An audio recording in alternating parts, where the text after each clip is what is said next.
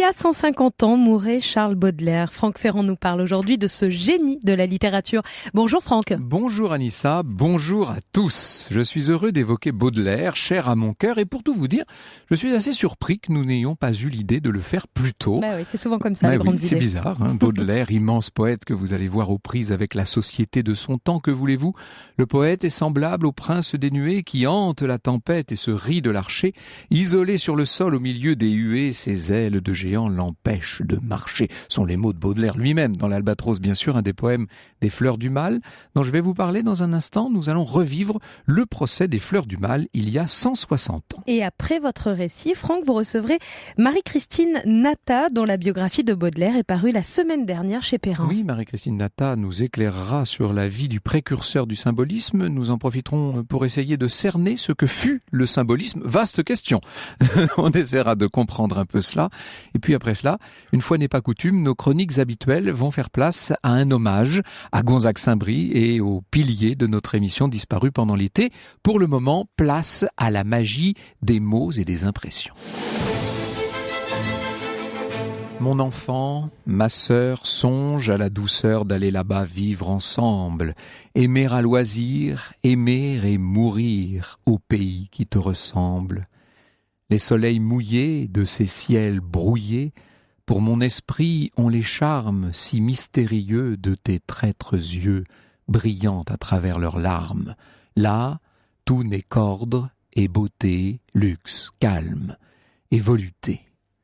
L'invitation au voyage est l'un des poèmes les plus célèbres de ce recueil, lui-même célèbre entre tous, Les Fleurs du Mal, paru en juin 1857 à Paris, paru à 1 millier d'exemplaires, ce qui nous paraît extrêmement peu aujourd'hui, mais ce qui était tout à fait correct à l'époque, un ouvrage qui va faire scandale et susciter le déchaînement de la presse. Baudelaire va se retrouver, je ne sais pas s'il s'y attendait vraiment, au cœur d'un procès retentissant.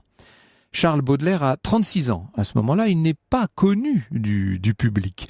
Il a publié 2 volumes de critiques d'art, le Salon de 1845 et le Salon de 1846. Nous parlions de Diderot et de ses critiques de salon l'autre jour. Il faut savoir que Baudelaire, parmi d'autres, a été l'un de ceux qui ont commenté les salons.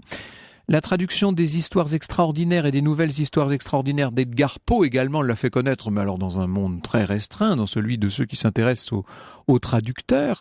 Ça fait une dizaine d'années qu'il travaille sur ce recueil, sur ces Fleurs du Mal, et 6 ans avant la publication du recueil en tant que tel, 2 poèmes déjà avaient paru dans la Revue de Paris, L'Homme et la mer et Le Reniement de Saint-Pierre. Et les autorités déjà, choquées par certains vers de ce poème, avaient menacé Baudelaire de poursuites judiciaires. Le poète écrit notamment dans Le Reniement de Saint-Pierre « Qu'est-ce que Dieu fait donc dans ce flot Qu'est-ce que Dieu fait donc de ce flot d'anathèmes qui monte tous les jours vers ses chers séraphins? Comme un tyran gorgé de viandes et de vin, il s'endort au doux bruit de nos affreux blasphèmes. » Vous imaginez que dans la société, on ne peut plus policé, on ne peut plus retenu du Second Empire.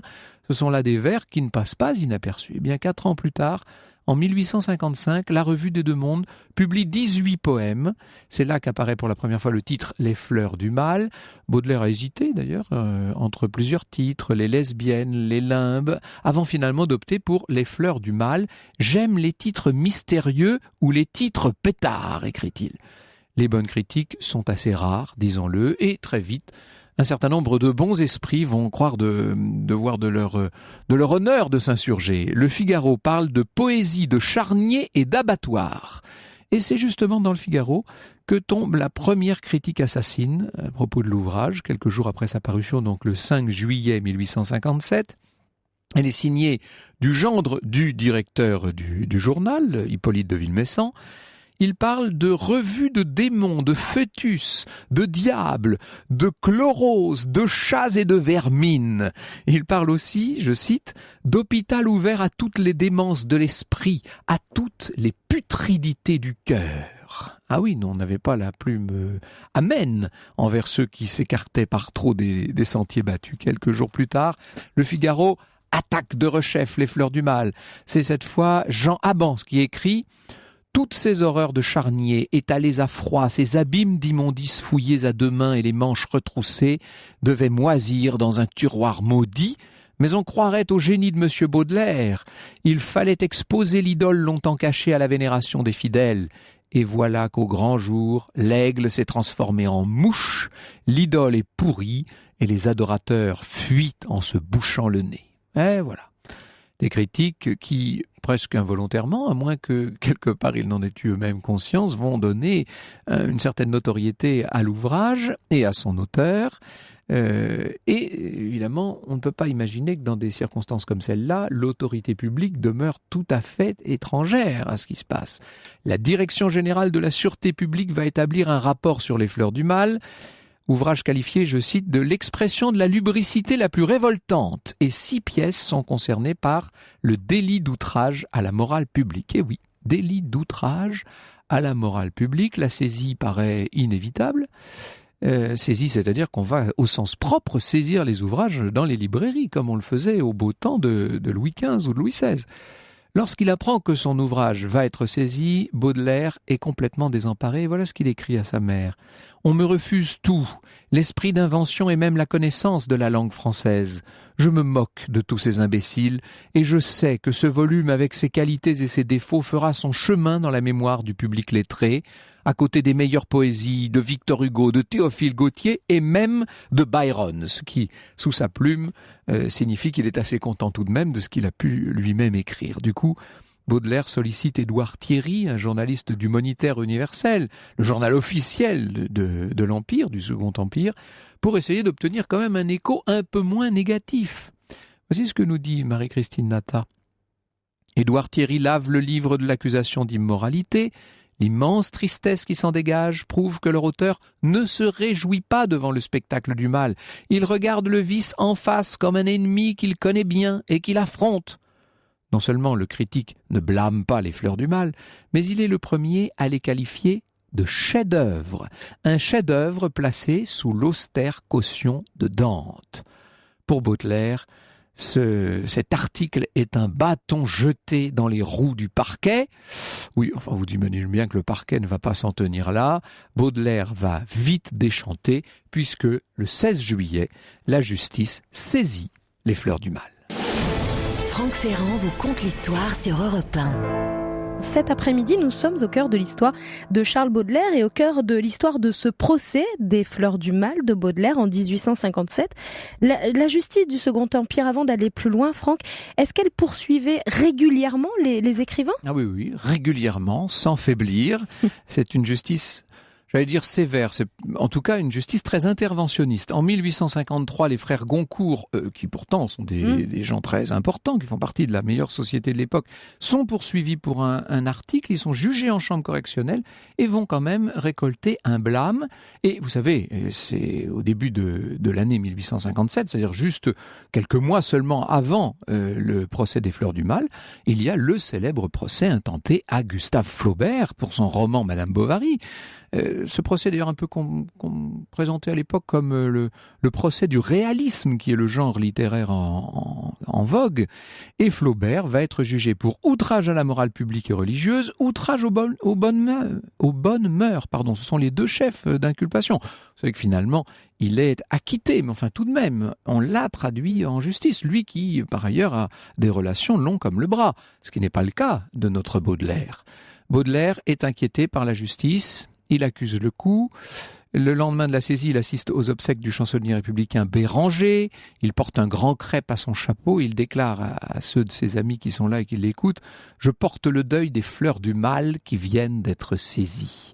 Baudelaire va se fendre d'une lettre au ministre de l'Intérieur. À l'époque, on dit ministre de la Maison de l'Empereur. C'est Achille Fould. Il essaie de défendre son ouvrage, tant bien que mal. Seulement, l'affaire n'en est pas moins renvoyée devant la 6e chambre correctionnelle du tribunal de la Seine, où sont traduits habituellement plutôt des escrocs, des souteneurs ou des prostituées. La date du procès est fixée au 20 août. Baudelaire est complètement, je disais tout à l'heure, désemparé, c'est plus que ça. Il est vraiment profondément atteint. Sa mère lui propose d'aller se reposer en Normandie, à Honfleur. Il refuse, il lui faut préparer sa défense. Alors Baudelaire met de côté 4 des articles parmi les plus élogieux publiés à propos des fleurs du mal, dont celui d'Édouard Thierry dans le Moniteur universel.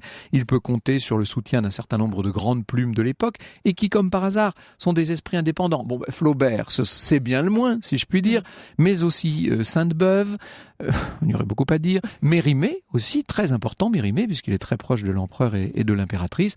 Barbey d'Aurevilly aussi est là, qui soutient Baudelaire. Vous chantez la chair sans l'aimer d'une façon triste et détachée qui m'est sympathique. Vous êtes résistant comme le marbre et pénétrant comme un brouillard d'Angleterre, a dit Flaubert à Baudelaire. Il a aussi l'appui du ministre dont je vous parlais, Achille Foul, du préfet de police de Paris, qui est un ami intime de Napoléon III. Bon, il a quand même, sans s'appeler Flaubert, il a quand même un certain nombre d'amis dans les hautes sphères. Nous y reviendrons dans un instant avec mon invité. Le 18 août 1857, alors que le procès des Fleurs du Mal était prévu là pour dans 2 jours, pour le 20 août, Baudelaire écrit à Apollonie Sabatier, à sa muse, à qui il n'a pas écrit depuis 3 ans. « J'ai vu mes juges jeudi dernier. Je ne dirais pas qu'ils sont beaux, ils sont abominablement laids, et leur âme doit ressembler à leur visage.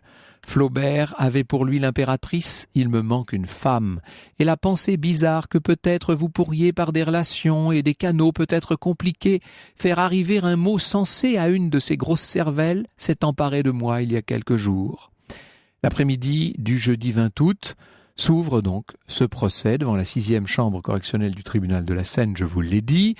Il n'y a pas grand monde dans la salle, on ne peut pas dire que ce soit un procès qui fasse un considérable scandale. Le président énonce le motif de la poursuite, le président s'appelle Dupaty, offense à la morale publique, offense à la morale religieuse. Charles Baudelaire est là, qui prend place donc dans le prétoire, il est vêtu d'un costume, il est mal à l'aise, ses mains tremblent. Il sait qu'il n'est pas, évidemment, il a beaucoup d'éléments qui plaident contre lui. Il n'a pas de famille pour le défendre. Il ne peut pas mettre en avant les preuves matérielles de ses mérites. Son seul travail littéraire rentable, en quelque sorte, ce sont les traductions dont je vous parlais. C'est Edgar Poe. Le substitut du procureur Ernest Pinard, le même qui avait prononcé le réquisitoire général contre Madame Bovary, décidément quelle belle carrière, ce substitut dresse une liste des passages les plus outrageants et il termine son réquisitoire par les mots suivants. Soyez indulgents pour Baudelaire, qui est une nature inquiète et sans équilibre. Soyez-le pour les imprimeurs qui se mettent à couvert derrière l'auteur. Mais donnez, en condamnant au moins certaines pièces du livre, donnez un avertissement devenu nécessaire. Mais oui, enfin, si on laisse faire, où est-ce qu'on va finir comme ça ? L'avocat de Baudelaire est maître Gustave Louis Chédet d'Ange. Il prend la parole. Et il va se lancer dans une grande et assez spectaculaire plaidoirie. Il insiste sur le fait que Baudelaire peint le vice, certes, mais pour mieux le condamner. Il cite des auteurs qui ont dénoncé les travers de leurs contemporains et qui, pour autant, en leur temps, n'ont pas été inquiétés. Entre parenthèses, vous allez voir que dans la liste que je vais vous citer, il n'y a pas que des gens qui n'ont pas été inquiétés. Peu importe. Rabelais, qui a quand même dû s'exiler 2 fois, si ma mémoire est bonne. Molière, si Molière n'a pas été inquiété alors qu'il l'a été. Et La Fontaine, qui a eu bien des déboires aussi, lui. Musset, Lamartine dans des temps plus récents. Assez mauvais exemple à mon avis. Si j'avais été le président de la Chambre, j'aurais fait remarquer à cet avocat qu'il ne choisissait peut-être pas bien ces exemples. Mais si j'osais, dit le maître, si la prosopopée pouvait trouver ici sa place, j'évoquerais et j'invoquerais Montesquieu. Ô Montesquieu, que dirait ta grande âme si pour son malheur rappelé à la vie, tu voyais poursuivre pour outrage à la morale publique Baudelaire et les fleurs du mal, toi qui as écrit le temple de Nide et les lettres persanes. Que dirait Lamartine qui a fait La chute d'un ange, et Balzac avec sa fille aux yeux d'or, et George Sand avec l'Elia? Eh bien, rien que pour ça, on devrait le condamner, ce monsieur qui demande l'acquittement, néanmoins, est dans le prétoire. Baudelaire, qui voit bien que les choses ne tournent pas dans sa faveur, Baudelaire est dans les affres. Il est angoissé, et le moins qu'on puisse dire est qu'on le comprend. Franck Ferrand vous conte l'histoire sur Europe 1. Au cœur de l'histoire de Charles Baudelaire cet après-midi sur Europe 1, nous avons laissé l'écrivain dans le prétoire pendant son procès, le procès des Fleurs du Mal. Il est très angoissé à l'attente du verdict, Franck. Et oui, et le verdict est rendu le soir même, le jour même du procès, il n'y a pas de renvoi. Alors je vous lis les attendus. En ce qui touche le délit d'offense à la morale religieuse, attendu que la prévention n'est pas établie, renvoie les prévenus des fins de poursuite. Ça veut dire que donc on ne retient pas ce chef. En ce qui touche la prévention d'offense à la morale publique et aux bonnes mœurs, attendu que l'erreur du poète dans le but qu'il voulait atteindre et dans la route qu'il a suivie, quelque effort du style qu'il ait pu faire, quel que soit le blâme qui précède ou qui suit ses peintures, ne saurait détruire l'effet funeste des tableaux qu'il présente au lecteur et qui, dans les pièces incriminées, conduisent nécessairement à l'excitation des sens par un réalisme grossier et offensant pour la pudeur, etc., etc. Vous comprenez que là, les juges qui ont écarté certes le délit religieux, vont retenir l'accusation d'attentat aux bonnes mœurs. Et alors ce qui est terrible, c'est qu'ils le font avec cette circonstance atténuante que l'auteur a voulu dépeindre les choses horribles pour les dénoncer. Mais pas du tout. C'est ce que nous allons voir, c'était pas du tout l'intention de Baudelaire. Vous imaginez le degré de déni, si je puis dire, qui figure dans les attendus d'un tel verdict. Baudelaire écope d'une amende de 300 francs, ça paraît rien, 300 francs c'est pas mal d'argent à l'époque, c'est une assez grosse somme, ça fait 1 mois et demi de pension mensuelle, pour tout vous dire. Et les deux éditeurs, Poulet-Malassis et Debroise, écopent de 100 francs d'amende chacun. 6 poèmes qui contiennent, je cite, des expressions obscènes ou immorales sont supprimés du recueil, interdits de publication, les bijoux, le Lété, parmi les plus beaux en l'occurrence, À celle qui est trop gaie, Femme damnée, Lesbos et les métamorphoses du vampire. Et c'est une interdiction qui va durer jusqu'à quand, d'après vous, Anissa, cette histoire ? Quelques années, oui, jusqu'en 1949. Presque 100 ans. Vous imaginez ça ? Baudelaire est très déçu et lorsqu'on lui demande s'il s'attendait à être équité, il se drape dans sa fierté. Acquitté ? J'attendais qu'on me ferait réparation d'honneur, dit-il.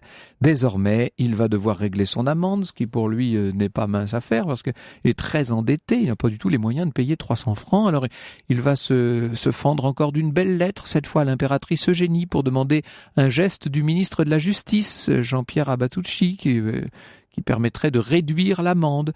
Le ministre de la Justice en question, il meurt. Le procureur général est remplacé par un autre qui se trouve être le père de l'avocat de Baudelaire. Ça tombe plutôt bien. L'amende va donc passer de 300 à 100 francs, ce qui n'empêche pas Baudelaire de peiner à s'acquitter d'un tel montant. Ce qu'il faut dire, c'est que le poète sort littéralement épuisé de ces semaines de procès. Il écrit à sa mère le 30 décembre 1857 « Ce que je sens, c'est un immense découragement. Une sensation d'isolement insupportable, une peur perpétuelle d'un malheur vague, une défiance complète de mes forces, une absence totale de désir, une impossibilité de trouver un amusement quelconque. Le succès bizarre de mon livre et les haines qu'il a soulevées m'ont intéressé un peu de temps et puis, après cela, je suis retombé. Vous voyez, ma chère mère, que voilà une situation d'esprit passablement grave pour un homme dont la profession est de produire et d'habiller des fictions. Je me demande sans cesse, à quoi bon ceci ? À quoi bon cela ? C'est là le véritable esprit de spleen. Bonjour Marie-Christine Natta. Bonjour. Merci beaucoup d'être avec nous. Alors, de cette biographie de Baudelaire, je n'ai retenu que l'épisode le plus dramatique et le plus célèbre, évidemment, celui du procès des Fleurs du Mal. Avec vous, nous allons revenir sur l'ensemble de la vie de Baudelaire, mais avant cela, quelques mots justement de la manière dont le verdict a été accueilli. Par Baudelaire, nous le savons, très mal, mais par l'opinion publique. Est-ce que ça a un certain retentissement, ce procès, à l'époque ? Pas si fort que ça, puisque Baudelaire n'était pas un auteur extrêmement célèbre. C'est pas Flaubert. Non, c'est pas Flaubert, mais ce procès a eu un grand mérite, c'est que grâce au procès des Fleurs du Mal, on a eu une seconde édition des Fleurs du Mal, l'édition de 1861, dans laquelle que Baudelaire a considérablement enrichi, et notamment d'une section très importante qu'on appelle les tableaux parisiens. Et donc, s'il n'y avait pas eu le procès, on pourrait imaginer qu'on n'aurait pas eu cette version-là. Peut-être qu'on n'aurait pas eu non plus l'Albatros. Qui d'ailleurs, qui fait partie de cette deuxième, exactement. Alors, on va revenir sur le recueil lui-même, mais l'état d'esprit de Baudelaire, on l'a compris, c'est celui d'un homme un peu désespéré. Alors, on le sait, il a recours par ailleurs et pour pour se changer les idées au fameux paradis artificiel. Qu'est-ce qu'il prend à cette époque-là? Alors, contrairement à ce qu'on croit, Baudelaire n'a pas d'addiction aussi forte qu'on le dit. La seule addiction qu'il ait véritablement, c'est celle qui est, c'est une addiction à l'opium, ou plus précisément au laudanum, qui est la forme dérivée de l'opium. Il en prenait au début pour des raisons médicales, pour soigner des maux d'estomac, des maux d'intestin, puis peu à peu, il est devenu assez accroché donc à cette drogue. Il n'était pas alcoolique, contrairement à ce qu'on dit. Quant au hashish, le hashish qui évidemment est au cœur de... Il est très sévère dans les paradis artificiels sur le hashish, et lui-même en a consommé très très peu parce que il n'aimait pas cette drogue. Alors, alcoolique, il est devenu à la toute fin de sa vie, mais sinon il ne l'était pas. Nous reparlerons bien sûr des fleurs du mal dans le cours de cette émission, mais avant cela, je voudrais que nous reparcourions ensemble la vie même de Charles Baudelaire. Europe 1, au cœur de l'histoire. Franck Ferrand. Il y a 160 ans, Charles Baudelaire vivait peut-être l'étape la plus difficile de sa vie, le procès des fleurs du mal. Et nous allons plus loin cet après-midi avec votre invité, Franck Ferrand. Vous recevez Marie-Christine Natta. Elle est agrégée de lettres, spécialiste du dandysme et auteure de Baudelaire, paru chez Perrin. C'est d'ailleurs le dandysme qui vous a amené à Baudelaire. Est-ce que vous le qualifieriez de dandy? Il est absolument. Il est sur tous les plans. Pour lui, le dandysme est à la fois une pratique, une esthétique et une éthique. Il les dandie totalement.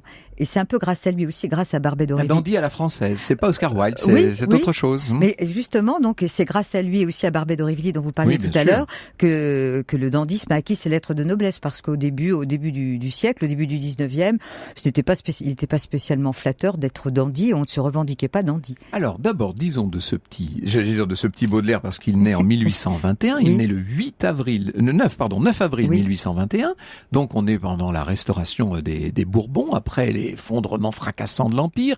Il naît à Paris, c'est un petit Parisien, ce Baudelaire, qui va très tôt être orphelin de père. Oui, parce que son père était assez âgé, il avait 34 ans de différence avec sa mère, donc il a épousé Caroline Baudelaire, Caroline Dufay, puis Caroline Baudelaire, parce c'était une jeune fille qui était orpheline, et d'une certaine manière, il lui a en quelque sorte offert une vie qu'elle n'aurait jamais eue sans lui. Voilà. Et donc il y avait une grande différence d'âge, c'est la raison pour laquelle Baudelaire perd son père quand il a 6 ans. Et donc, il y a bien sûr un moment très dur pour cette toute petite famille.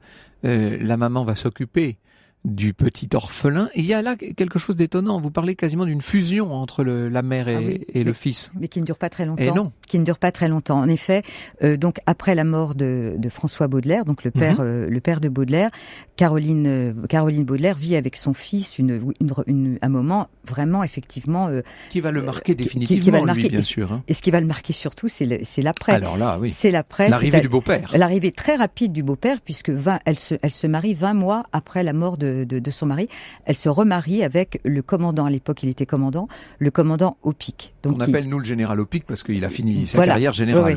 Oui. Mais il était donc commandant à l'époque où elle l'a connu. Donc ce remariage très rapide provoque effectivement ce que j'appelle, mais pas que moi, la plupart des témoins le disent aussi, une fêlure chez Baudelaire. Et alors moi je me rappelle mes cours de français, n'est-ce pas? On nous disait que le général Opic avait été atroce, affreux avec ce pauvre Baudelaire, qui l'avait brimé du début à la fin. Et vous dites, il faut relativiser un peu ce portrait. Il faut beaucoup relativiser, parce que ça, c'est effectivement, c'est ce que j'ai cherché à faire dans mon livre, c'est à corriger en partie, donc cette idée fausse. Le général Opic est un homme qui n'est absolument ni brutal, ni borné, ni stupide. C'est bien de le dire. Ah oui. Et c'est un homme même qui se montre très patient, parce que Baudelaire n'était pas un enfant ni un adolescent particulièrement facile. Et la mésentente entre les deux, voire la haine, vient beaucoup plus tard, vient l'année du baccalauréat. Vous dites que ça n'est pas un enfant facile, ça se manifeste comment Enfin, c'est faux ce que je dis. C'est pas tout à fait un enfant. C'est surtout un adolescent. Un adolescent et un jeune homme. C'est à partir de là que les choses jusqu'au bac, ça va à peu près. Il faut le dire vite. Il se fait renvoyer de Louis le Grand quand même. Oui, voilà. Il est déjà atteint de cette fameuse procrastination dont se plaint beaucoup sa mère, qu'elle essaye de corriger à toute force. La procrastination, c'est-à-dire le fait de tout remettre au lendemain. Oui. Voilà. C'est un travers assez commun, parce qu'il ne touche pas seulement Baudelaire, mais chez lui, c'est quand même assez prononcé et très tôt. Donc elle se plaint un peu de ça, mais c'est des pas, bon, c'est pas le plus grave. Là où les choses deviennent très difficiles, c'est après le baccalauréat. Alors, sa famille, et notamment le général, oui. La famille a des ambitions pour lui. Oui. Parce qu'il est très intelligent, ce gamin. Il est remarquablement intelligent. Enfin, je parle même pas du génie créateur. Il a aussi une intelligence pratique, oui, voilà. Brillante, oui. Et donc, le général Opic souhaiterait qu'il soit diplomate. Il pensait, et Madame Opic aussi, mais lui ne veut pas en entendre parler. Il veut être auteur. Auteur, il veut écrire, il veut être poète. Ouais. Aujourd'hui, alors là encore, il faut se remettre dans l'esprit du temps. Dans ces années des tout débuts de la monarchie de Juillet, être auteur, être poète, c'est très prestigieux. Aujourd'hui, on est poète en plus d'autres choses. Oui. Il y a quelques poètes, vous me direz, ça existe encore, mais ils deviennent rares, les pauvres. À l'époque, être poète, c'est se trouver quasiment au sommet du Panthéon. Hein. Pour le général Opic. Alors voilà, pas pour le général Opic. C'est-à-dire que le fait que son beau-fils veuille être poète, oui, mais il pourrait l'être à ses heures perdues. Il envisagerait bien qu'il prenne la littérature comme un divertissement. Qu'est-ce qu'il fait, cet enfant, ce jeune homme? Il fait pas grand-chose. Il dépense l'argent de son beau-père. C'est un étudiant qui n'étudie pas. Alors il s'inscrit à l'école de droit, il s'inscrit ensuite à l'école des chartes, mais il n'y met pas les pieds. Et puis il dépense alors d'abord l'argent, parce que la majorité n'était qu'à 21 ans. Donc jusqu'à 21 ans, il dépense l'argent qu'on lui alloue, mais en faisant évidemment déjà des dettes. Et là où sa folie dépensière va vraiment exploser, c'est quand il hérite de son père, un héritage assez substantiel. Et là, en 18 mois, il en dépense la moitié. Oh là là. Donc là, la famille s'affole, et c'est là, à partir de là, que c'est le genre de garçon qu'on pourrait placer en curatelle, en fait. Ça fait presque peur pour la famille. Parce qu'on est dans la bonne bourgeoisie qui n'aime pas ce genre de comportement, évidemment. C'est ce qu'elle a fait. Alors ça s'appelait pas comme ça à l'époque. C'était le conseil judiciaire. Donc en 1844, donc Baudelaire est pourvu d'un conseil judiciaire, c'est-à-dire que il garde certains droits, mais sur le plan de l'argent, il ne peut absolument plus rien faire sans son conseil judiciaire, qui est un notaire, qui lui alloue une pension de 200 francs par mois, dont il doit en principe se contenter. Évidemment. Ce n'est pas si mal que ça d'ailleurs, mais pour lui c'est pas beaucoup. Oui, c'est l'équivalent d'un salaire de fonctionnaire. De sautruisseau, j'allais dire dans une même un peu plus. Oui. Alors il va voyager là, ça c'est très important, c'est fondateur ce voyage. Oui, mais c'est un voyage forcé. Et voilà, c'est un voyage punition. Oui, en fait. C'est un voyage sanction, punition, mais aussi finalement dont il va rapporter beaucoup de choses. C'est-à-dire que donc son beau-père pour l'éloigner du pavé glissant de Paris, comme il le dit, il l'envoie faire un voyage d'1 an sur les mers du Sud. Donc Baudelaire embarque, il n'a absolument pas d'autre choix que de le faire. Heureusement, il tombe sur le capitaine du bateau qui s'appelle le capitaine Salise, qui est un homme absolument remarquable avec lequel il s'entend très bien.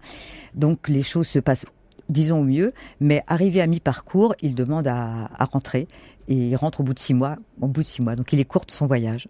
Et finalement, de ce voyage vont naître des images, des impressions, des correspondances, n'est-ce pas? Oui. Et puis aussi des images. Toutes les fleurs du mal, toute sa poésie aussi est totalement imprégnée de ces images marines. Et toute la sensualité olfactive de Baudelaire, c'est beaucoup développé donc à cette occasion. À quelque chose, malheur a été bon. Voilà. Les fleurs du mal vont bientôt en témoigner. Nous revenons sur le recueil dans un instant. Europe 1 au cœur de l'histoire. Franck Ferrand. Au cœur de l'histoire du procès des fleurs du mal de Charles Baudelaire. Les détails de cet épisode de la vie de l'écrivain, nous les découvrons avec votre invité, Franck, puisque vous recevez Marie-Christine Natta, qui est agrégée de lettres, spécialiste du dandysme, et également auteur de Baudelaire, que vous pouvez toujours vous procurer, paru chez Perrin. Et vous comprenez ce que ce recueil doit à toutes ces années d'errance, de méditation plus ou moins consciente, de voyage aussi, d'ouverture à des sensations qu'il a fallu traduire en mots. La nature, je parlais de correspondance tout à l'heure, la nature est un temple où de vivants piliers laissent parfois sortir de confuses paroles. L'homme y passe à travers des forêts de symboles qu'il observe avec des regards familiers.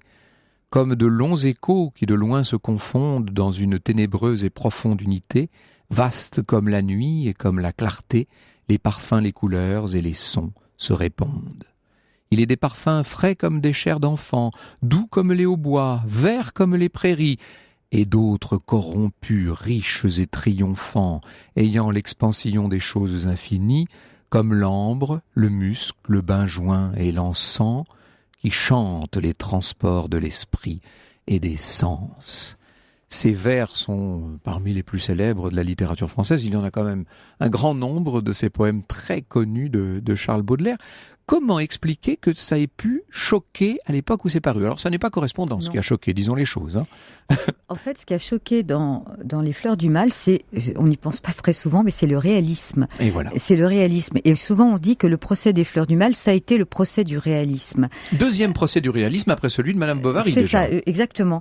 Et en effet, c'est le réalisme de certaines évocations érotiques ou de certaines évocations macabres qui a pu choquer pas le public, la justice du Second Empire. C'est-à-dire qu'en fait, mettre directement dans des poèmes des choses qui jusqu'alors n'y avaient pas eu leur place parce qu'elles avaient été remplacées par des allégories, par des circonvolutions, ça paraissait une chose choquante au public. Très choquant. Même chose avec la peinture, si vous regardez bien. Mettre sur la toile des scènes crues paraissait impensable, en fait. C'est la modernité qui est en train tranquillement de s'insinuer dans la société française à cette époque. Et Baudelaire le comprend, ça? Est-ce qu'il l'assume? Est-ce qu'il le comprend? Ou est-ce qu'il en est la victime inconsciente? Alors, concernant le procès lui-même, si on revient au procès, Baudelaire n'a pas compris, là, pour le coup, puisqu'il s'étonne, justement, la citation que vous avez faite tout à l'heure à ce propos le montre, il a toujours considéré que cette condamnation était un malentendu. Il ne comprend pas, justement, pourquoi il est si scandaleux. Oui, pour lui, ça n'est pas mérité, ce n'est pas justifié. Non. Et il est conscient, puisque ça, je l'ai lu tout à l'heure, il est conscient d'être au niveau des autres plus grands auteurs de la littérature. Ah bien sûr. Il se compare directement à Victor Hugo et aux autres. Oui, Byron. Etc. Il a une très très claire conscience de son génie, sans jamais être arrogant. Alors, je parlais de symbolisme tout à l'heure. Il y a quelque chose de romantique encore dans la poésie de Charles Baudelaire. Oui. Malgré le réalisme, d'une certaine manière. Ce qu'on appelle le symbolisme, dont il a été par certains considéré comme un précurseur, mais encore une fois, il n'en est pas d'abord le chef de file ni l'inventeur. Il a ouvert la voie. Ce qu'on appelle le symbolisme, c'est tout simplement le fait de sortir d'une forme de quotidienneté. Tout ce qui peut surprendre, choquer, intéresser, tout ce qui peut faire donner du relief, de l'éclat à la réalité, la transcender, la rendre plus intime à la personne, tout ça est considéré globalement comme du symbolisme. Alors d'autres, plus tard, iront très loin sur cette voie. Baudelaire, en quelque sorte, n'a fait qu'ouvrir le chemin. Il ouvre la voie, voilà, il ouvre le chemin. Alors, on verra Baudelaire de plus en plus mal, si je puis dire. Il n'a jamais été très bien dans sa peau. Faut me dire ce qui est le spleen, voilà. Ce que chantait tout à l'heure Léo Ferré, c'est quand même pas un poème très joyeux, il faut bien le dire. Et la crise dont vous parliez tout à l'heure, juste après le procès, quand vous disiez qu'il était très fatigué, qu'il était totalement découragé, ces crises-là, on les rencontre très très très très fréquemment. Il a fait une tentative de suicide en 1845. Il était très jeune et il était aussi au bord du suicide dans les années 1860. Donc il a toujours été. Il a fait un séjour à Honfleur en 1859. Oui. Alors, un séjour qui devait être... alors, il a mis 1 an et demi pour y aller. Parce que Baudelaire... Sa mère a tout fait pour. Oui, puis lui aussi. Et ça a été très difficile. Donc, il a échafaudé ce qu'il appelle un plan de bonheur. C'est-à-dire que c'était quelque chose de parfait. Il voulait être au grand air, à l'abri des tentations, pour bien travailler et dépenser moins d'argent. Et finalement, ça n'a duré que 3 mois. Parce que ça fait partie des contradictions de Baudelaire. La ville lui manquait. Et voilà, donc alors Paris pour lui un enfer, il le décrit toujours comme un enfer, mais il ne peut pas s'en passer. Mais en même temps, les ciels déchirés de Normandie, avec leurs contrastes qui vont tellement séduire bientôt les impressionnistes, auraient dû l'emballer. Lui, l'esthète, lui, l'amoureux. Mais ils l'ont emballé, il en parle à travers sa poésie et sa critique d'art, propos d'Eugène Boudin, justement. Parce que c'est un critique, ne l'oublions pas, c'est un esthète, un critique. C'est quelqu'un qui met la beauté, l'esthétique au-dessus de tout. C'est en cela que vous nous dites c'est un dandy. Il n'y a pas besoin d'être Brummel, d'avoir une grande fortune pour être un dandy. Non, on peut être dandy et pauvre. Alors évidemment, c'est plus difficile, mais on y arrive. Et c'était le cas de Baudelaire. Plus qu'une pose à la mode, écrivez-vous, le dandysme est pour lui une hygiène, une esthétique et une éthique. Bref, une attitude qu'il revendique hautement et qu'il manifeste autant par sa vie que par son œuvre. C'est dans la figure du dandy que s'unissent dès l'enfance 2 traits essentiels de sa personne et de sa pensée, la recherche obsédante de l'originalité et la volonté de s'opposer. Le goût effréné de la beauté, la recherche de l'originalité et cette espèce de besoin de constamment aller se frotter à une autorité qu'il n'a pas assumée, peut-être fruit de son enfance d'orphelin, mais contrarié. En fait, une autorité dont il a en même temps besoin. C'est complexe. Oui. C'est quand même assez passionnant. Vous nous le faites, vous nous le décrivez, Baudelaire, sous des dehors tout à fait nouveaux. On voit que c'est un homme plein de contradictions finalement, parce que ce paresseux, vous l'avez parlé vous-même tout à l'heure de procrastination, n'en est pas moins un homme énergique. Oui. Alors, il a, en tout cas, concernant son œuvre, c'est ce qui est remarquable, c'est au milieu des difficultés, du chaos de sa vie matérielle, des difficultés sans nombre qu'il rencontre, il accomplit son œuvre, mais d'une manière absolument déterminée. Oui. Il va jusqu'au bout de ça. Oui. C'est même, on se demande comment il fait, c'est même un miracle quand on voit les conditions dans lesquelles il a travaillé. Je ne sais plus qui disait Baudelaire est l'homme d'une œuvre. D'abord, c'est un recueil, les Fleurs du Mal, et puis il y a aussi Les Paradis artificiels, qui vont paraître en 1860. Oui. Et après sa mort, encore le Spleen de Paris. Le Spleen de Paris. Qui reprend d'ailleurs. Oui, alors donc c'est des petits poèmes en prose, dont il voulait en faire 100, mais il a eu le temps d'en faire que la moitié, 50. Merci beaucoup Marie-Christine Nata. Je vous en prie. Votre biographie de Baudelaire, très sensible et très nouvelle, originale comme son modèle lui-même, est parue chez Perrin. Europe 1, au cœur de l'histoire. Franck Ferrand. Alors si vous venez de nous rejoindre sur Europe 1, nous avons parlé il y a depuis maintenant 14 heures, quelques minutes du procès des Fleurs du Mal de Charles Baudelaire. Et un auditeur très fidèle, puisqu'il s'agit de Guillaume, vient de poster sur la page Twitter avec le hashtag ACDH une coupure de presse qui est datée de 1946 et qui annonce la révision du procès de Baudelaire. Donc si vous êtes curieux, nous vous invitons à aller lire cette coupure de presse qui se trouve donc sur la page Twitter au cœur de l'histoire. C'est de l'interaction en direct, c'est magnifique. Et comme ça, on peut voir que l'émission est en direct au passage. Complètement en direct. Et les auditeurs, se partagent des documents historiques entre eux. Vous nous en avez parlé lundi, Franck. Un grand nombre de personnalités du monde de l'histoire et de la littérature nous ont quittés cet été. Vous avez décidé de leur rendre hommage aujourd'hui. Oui, ça a été un été meurtrier, comme aurait dit Sébastien Japrisot. Nous parlerons de Jeanne Moreau vendredi en 8. On va lui consacrer une émission complète avec des extraits, etc. Et j'ai presque hâte d'y être déjà. Moi parce aussi. On va parler de Jeanne Moreau, que j'avais eu la chance de rencontrer. Enfin, je vous raconterai ça en temps utile. Et puis, dans quelques semaines, nous consacrerons l'émission qu'elle mérite à Simone Veil également, que j'ai souvent eu l'occasion de croiser, et toujours avec beaucoup d'émotion pour ce qu'elle représentait. Simone Veil est un personnage, on aurait presque pu faire plusieurs émissions sur son incroyable existence. Aujourd'hui, ce ne sont pas des sujets d'histoire, mais bien des auteurs, des conteurs d'histoire, si vous voulez, que j'aimerais évoquer. Alors, Gonzague Saint-Brie, que vous connaissez bien, il passait nous voir régulièrement dans cette émission, et je peux vous dire que nous avons tous du mal à imaginer que ce ne sera plus le cas, pour tout vous dire. Mais enfin, c'est ainsi. C'est toujours le choc dans le cas de ces accidents, évidemment. On a le plus grand mal à admettre la réalité. Le grand gastronome Christian Millot, qui était un habitué de cette émission aussi, et puis à tout seigneur, tout honneur, Max Gallo de l'Académie française, qui est le premier des trois à nous avoir quittés cet été, le 18 juillet.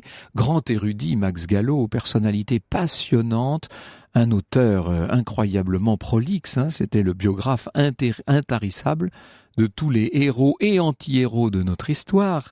Sa bibliographie que je regardais ce matin est tout simplement impressionnante. Vous tournez les pages, vous dites mais qu'est-ce que c'est que ça ? C'est la bibliographie de Max Gallo. On entendait très souvent chaque année un nouveau livre de Max Gallo. Et même plusieurs fois par an, c'est inouï. Je ne sais pas d'ailleurs, je me suis toujours demandé où il trouvait la force inouïe de publier comme cela sans jamais faiblir. C'était ce qui s'appelle une grande discipline personnelle. Je voue une tendresse particulière en ce qui me concerne à son Voltaire, qui est un très bon livre. Je me rappelle avec émotion, bien sûr, une conversation que nous avions eue avec le grand éditeur Claude Durand. Conversation à laquelle je ne participais qu'entière, pour tout vous dire, c'était surtout entre Claude Durand et Max Gallo. C'était dans le petit salon de la Rotonde où Claude Durand, le patron de Fayard, avait l'habitude de donner ses rendez-vous. Et c'était éblouissant. Ils faisaient l'un et l'autre assaut de citations de Voltaire. C'était incroyable. Je me rappelle aussi ma gêne il y a 3 ans en apprenant, alors que je publiais un essai biographique à charge contre François Ier, rappelez-vous, que c'était justement le sujet de la biographie annuelle du maître. Aïe, aïe, aïe. Comment est-ce qu'on gère une affaire pareille ? Alors, j'ai pris ma plus belle plume pour lui témoigner de mon embarras, et sa réponse m'a ravi, je vous la lis. « Cher ami, je dis du bien de François Ier, vous en direz du mal, comme cela, à nous deux, nous embrasserons le personnage. » La classe de Max Gallo. J'avais trouvé que c'était pas mal. Max Gallo était un chantre de l'histoire nationale, conçu non pas comme un ferment de nationalisme, évidemment, il savait quoi penser du nationalisme, mais comme un ciment de cette nation à laquelle il refusait absolument de renoncer. Nous rediffuserons à la première occasion une des émissions que nous avions faites ensemble. Alors, autre habitué des ondes, pilier de notre station Europe 1, dont il a été le grand chroniqueur gastronomique pendant 26 ans, Christian Millau, qui, quant à lui, a tiré sa révérence le 5 août. Il était né en 1928, Christian Millau, il appartenait à cette génération, comment est-ce qu'on pourrait la définir ? Moi, j'ai une vraie tendresse pour cette génération, à la fois sûre, joviale, génération de bons camarades, si je puis dire. C'est ça, c'est la génération des Goscinny, des Tchernia, des Decaux, dans un autre registre de Jean Favier. Peu de figures, à mon avis, auront aussi bien incarné la France épanouie des 30 Glorieuses que Christian Millau, à la fois nostalgique et moderne, un brin paternel et toujours tellement humain. Christian Millau, vous savez, avait fondé avec son ami Henri Gault le guide Gault et Millau au tournant des années 70. Il était amoureux de notre culture, de notre patrimoine. Il nourrissait une véritable tendresse pour Kessel, pour Nimier, pour Blondin, dont il était venu nous parler ici même il n'y a pas si longtemps. Rappelez-vous, Anissa, c'était un beau moment. On avait consacré cette émission à Blondin. Bref, il était l'ami des hussards, auquel il avait d'ailleurs consacré un prix littéraire. La réputation de Christian Millau était immense, et je n'oublie pas la tête du restaurateur, là, voisin d'Europe 1, l'année dernière, ou il y a 2 ans, je ne sais plus exactement, lorsque je lui ai dit en m'attablant avant une émission, comme je le fais souvent, je lui ai dit que j'attends un invité et que c'était Christian Millau, le fondateur du Gault et Millau. Quelle pression! Ah oui, vous auriez vu sa tête, c'était assez drôle, je vous avoue. Nous devions aller à Chantilly ensemble, ce ne sera pas. Eh bien, je peux vous dire que je le regrette beaucoup. Et puis alors, Gonzague, bien sûr, beaucoup plus jeune que les précédents, est disparu donc dans cet accident de voiture le 8 août. Lui aussi ancien d'Europe 1, où il continuait d'officier ponctuellement. Vous savez qu'il avait créé une émission qui s'appelait La Ligne Ouverte au creux de la nuit dans les années 70. Ça avait été une petite révolution radiophonique. Je vous propose d'entendre Gonzague dans une des émissions que nous avions consacrées, là, il y a assez peu de temps. Il parle de George Sand.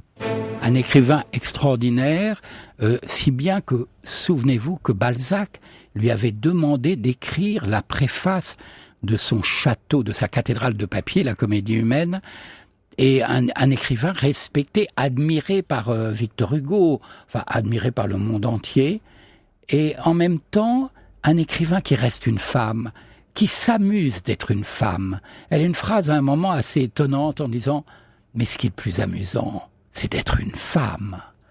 Et ça, c'est le charme de George Sand.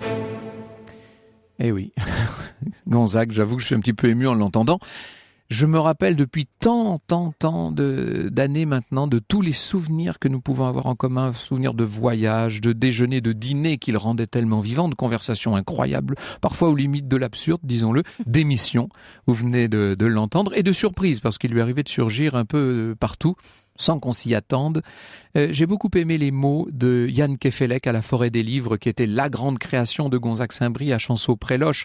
La Forêt des Livres se tenait, j'allais dire comme si de rien n'était, non. Elle se tenait en hommage à Gonzague dimanche dernier, et voilà ce qu'a dit dans la clairière de cette forêt de Chanceau, Yann Kefelec. En tant que breton, je suis extrêmement imprégné de la présence de l'invisible. Je ne sais pas parce qu'on ne voit rien que les êtres ne sont pas là, et je suis certain que Gonzague est avec nous en ce moment, et je tenais à être avec lui et avec vous. C'était un homme un peu extravagant, et j'aime l'extravagant. C'était quelqu'un qui était dans l'irrationnel autant que dans le rationnel. En cela, il aurait pu être breton. Il était légèrement à l'ouest, ce qui n'empêchait pas qu'il ait les pieds sur terre et qu'il soit capable d'organiser des fêtes comme celle à laquelle nous participons, c'est-à-dire ce rassemblement populaire, ce rassemblement humain magnifique qui redonne confiance dans l'humanité à une époque où quelquefois on pourrait être tenté d'avoir de légers doutes sur l'avenir à visage humain. Il croyait en l'homme, il croyait dans la littérature, il croyait dans la force des mots, il croyait dans les livres par-dessus tout, il croyait dans les arbres dont on fait les bouquins et dans des arbres dont on fait les écrivains, dans ces arbres et dans ces écrivains grâce auxquels le monde reprend confiance chaque année. Est-ce qu'on n'en a pas marre sur la Terre de raser les forêts?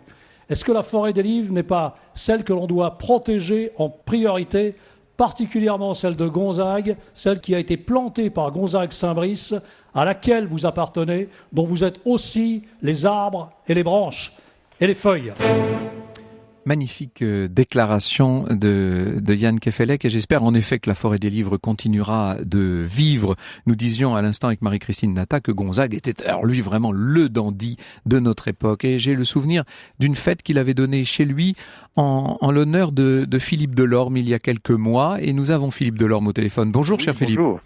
Merci de nous parler depuis la Bretagne où vous êtes en train d'écrire. Oui.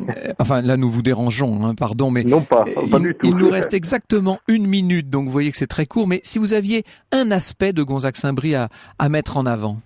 Alors, j'irais peut-être, bien sûr l'ami, mais aussi la personne qui savait conjuguer l'histoire avec la modernité, parce qu'il faut bien se rappeler que c'est le premier qui a fait des vidéoclips historiques et culturels dans le métro dans les années 80. C'est le premier qui a utilisé des drones pour filmer les châteaux de la Loire. Il était dans la lignée de Léonard de Vinci ou Claude Lucé. Et ça lui aurait fait plaisir qu'on le dise, parce que... Voilà, et donc je pense que c'était quelqu'un qui était à la fois enraciné dans la tradition, mais en même temps très moderne, très tourné vers tout ce qui pouvait rendre actuelle l'histoire. Et ça, c'est très très important. Je suis bien d'accord. Merci infiniment, Philippe. Pardon pour la brièveté, mais je tenais à ce que vous disiez un mot de Gonzague aujourd'hui. Merci Anissa, nous essaierons d'être plus joyeux demain. Eh bien, demain, ce sera une émission consacrée à la guerre de sécession en partenariat avec le film Les Proies, un film Europe 1.